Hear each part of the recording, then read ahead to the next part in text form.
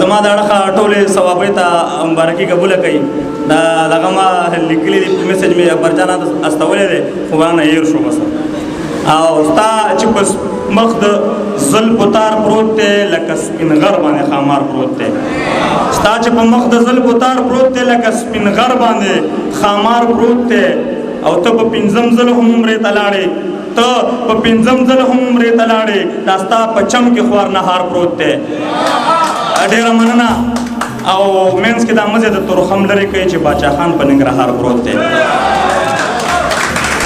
نظم عنوان دی چې یتیم نن مې په سپین مخ باندې تړ موخ ګلارې کړې دي. نن مې په سپین مخ باندې تړ موخ ګلارې کړي هم پر هنونو مې د زړه د وینو دارې کړي. لکه پنجو کې مې بندیان د باغ طوطیانو لیدل چې مې د خان ملک په خپو کې یتیمانو لیدل. شما حیران چې داسې ولې د انسان نه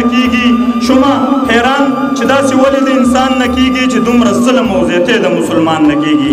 د دغې کبر او غرور جام به نسکور شي درته دا نوره پاتې زندګي به دې سرور شي درته. د داسې ظلم نه خو ځان درته ساتل پکار دی. لږ په ګریوان کې درته سر ښکته کول پکار دی. د داسې ظلم نه خو ځان درته ساتل پکار دی. لږ په ګریوان کې درته سر ښکته کول پکار دی. ته به تر کومې دا زیاتې او دا ظلمونه کوې د خوار یتیم په مخ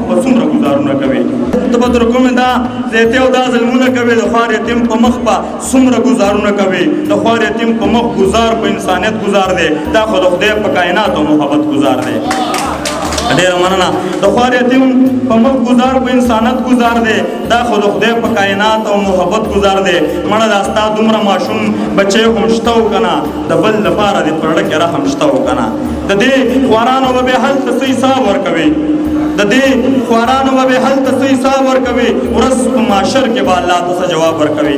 بس توبهګار شه د دې ظلم نه توبه وباسه. زړه دې صفا کړه ترېنه بغض او کینه وباسه. که ته په دې عمل ولاړې او ډېر فخر کوي په خوار غریب او اسیرانو باندې قهر کوي. په مظلومانو تا ته ظلم کونړتوب ښکاري بیا خو قسم دی که په تا کې سړیتوب ښکاري. ډېره مننه. په مظلومانو تا ته ظلم کونړتوب ښکاري بیا خو قسم دی که په تا کې سړیتوب ښکاري. هسې نو ته به ځان ته څنګه مسلمان وایي څومره امتي به د نبي آخر زمان وایي چې هر یو کار دی د فساد او شرارت نه ډک دی. دا دړی سر د خدای ټول د جهالت نه ډک دی. ډېره مننه چې هر یو کار دی د فساد او شرارت نه ډک دی.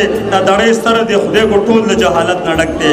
د انسانانو په دنیا کې انسانان اوسېږي.